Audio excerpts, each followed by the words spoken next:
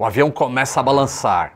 Você se segura no assento. Aí olha para a asa e, meu Deus, ela está balançando e vai quebrar. Será que a asa corre o risco de quebrar numa turbulência?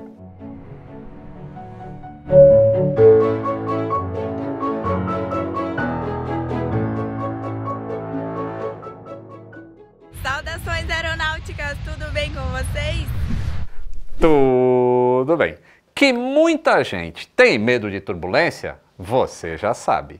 E que turbulência não derruba avião, você também já sabe. Eu falo isso há anos. Mas quem tem medo de turbulência pode ter medo do balanço ser tão forte a ponto de quebrar a asa. Mas qual seria o risco da asa do avião quebrar? As asas de um avião são construídas para suportar muito mais do que turbulência. Os fabricantes de avião já levam isso em consideração. E quando vão construir uma asa, pensam justamente no quanto de carga ela vai ter que aguentar. Até porque a turbulência é uma constante durante a vida operacional de um avião, tá? No primeiro voo que esse avião vai fazer, ele ainda não tem nem pintura e ele já vai pegar turbulência. E no último voo, depois de décadas de operação, quando o avião estiver indo para o deserto para ser desmontado, ou então para um acervo de museu, ele vai pegar turbulência. Então, a asa de avião, ela não pode ser rígida, porque se fosse, quando tivesse exposta às vibrações em excesso, ela poderia quebrar. Ela tem que ser flexível. Mas ela não pode ser flexível em excesso também, óbvio. E encontrar esse equilíbrio entre uma asa que não seja tão rígida a ponto de quebrar, mas nem tão flexível que não produza sustentação, é o trabalho dos engenheiros aeronáuticos quando vão desenvolver uma asa de avião. E no meio disso, eles ainda precisam se preocupar com a aerodinâmica, a estrutura, as superfícies de voo. É muita coisa. E nem mesmo aquela onda de calor infernal que está fazendo vai danificar uma asa. Já se você não escolher uma boa roupa para os dias quentes, o seu dia vai ser horrível. Quer uma dica?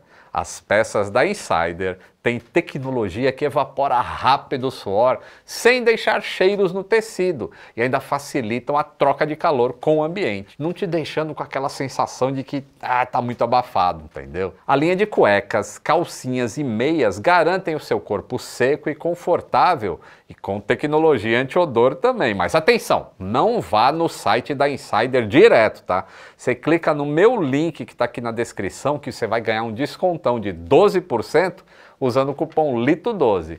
E o meu link tem outra vantagem. Se você for comprar pela primeira vez, nunca usou nada da Insider, e ainda não sabe o que você vai escolher primeiro, aparecem uns kits perfeitos para você.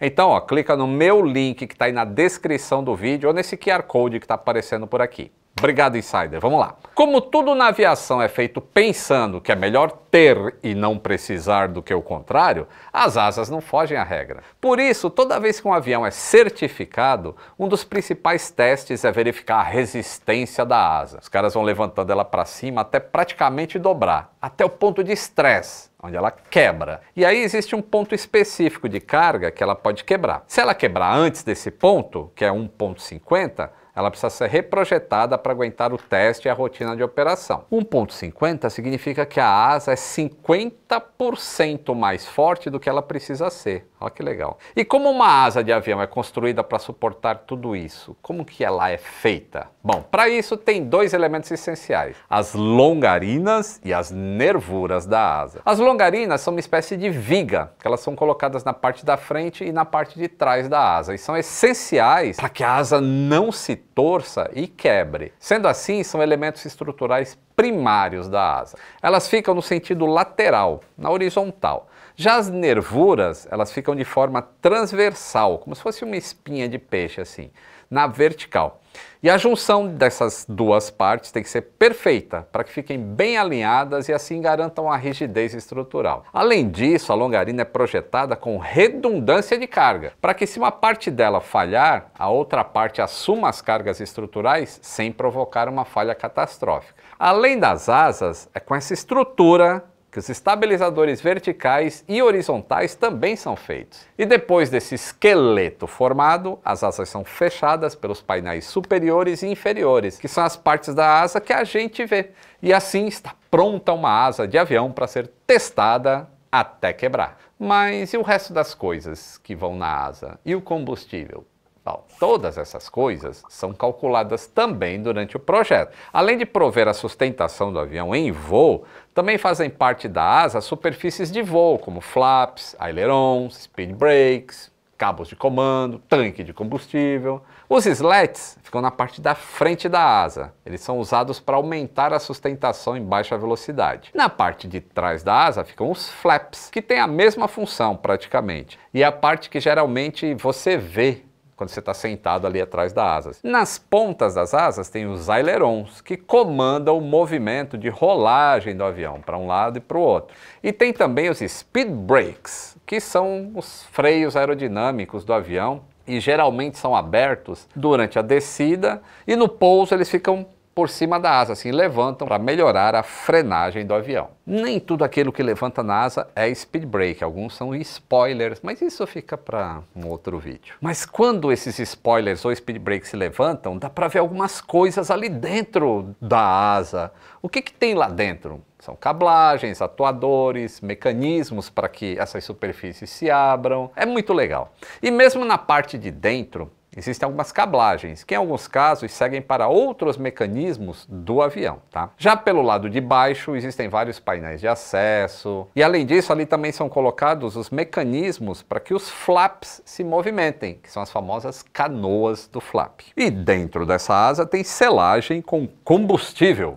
Muita gente que não acompanha a aviação fica surpreso quando descobre isso. Mas uma grande parte do combustível do avião vai dentro das asas. Eu falo uma grande parte porque em aviões maiores, como os de fuselagem larga, aí também existem tanques centrais, ou até mesmo em outros lugares, como o Airbus A330, o MD-11, o 7478, que o estabilizador horizontal também leva combustível. E caso você esteja se perguntando, não. O combustível não afeta as possíveis cablagens ou fiações elétricas que estejam passando ali por dentro dele, tá? A asa é usada como tanque de combustível por causa do seu tamanho, já que em vários aviões ela ocupa uma área gigantesca, né? Então é interessante colocar combustível ali, ao invés de usar um espaço dentro da fuselagem para colocar combustível. Além disso, o combustível é determinante para definir o centro de gravidade do avião, principalmente porque em certos voos ele é uma parte relevante do peso, chega até 50% do peso do avião. E geralmente, como em vários aviões os motores ficam pendurados nas asas, é muito mais prático ter o tanque perto do motor. E a asa pode ser construída utilizando diversos materiais. E durante a história, vários outros materiais foram usados, como tecido,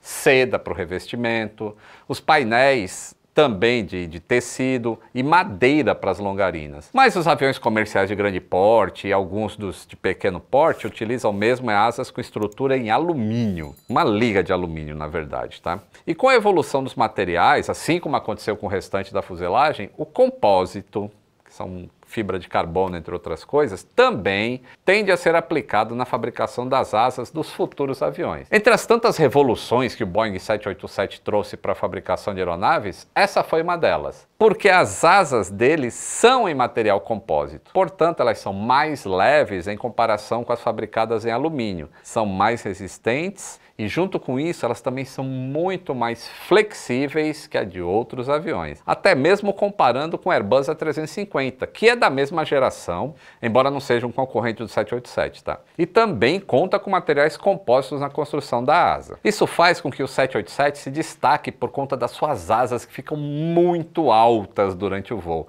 Chega a ficar 3 metros mais altas do que quando ela está no solo. Essa flexibilidade extra aumenta o conforto nas turbulências. Mas voltando à pergunta lá do início do vídeo, o risco da asa do avião quebrar na turbulência é zero. Se ela é quase dobrada por potentes macacos hidráulicos e só quebra em forças muito acima das encontradas em voo, uma turbulência não faz nem cosquinha na asa, tá? Além disso, o setor de manutenção sempre está fazendo inspeções dentro da asa, dentro dos tanques de combustível, para se certificar que as nervuras e as longarinas e os painéis de asa estejam livres de trincas e, caso necessário, fazer os devidos reparos. Então, se no seu voo a asa estiver balançando bastante no meio da turbulência, fique tranquilo.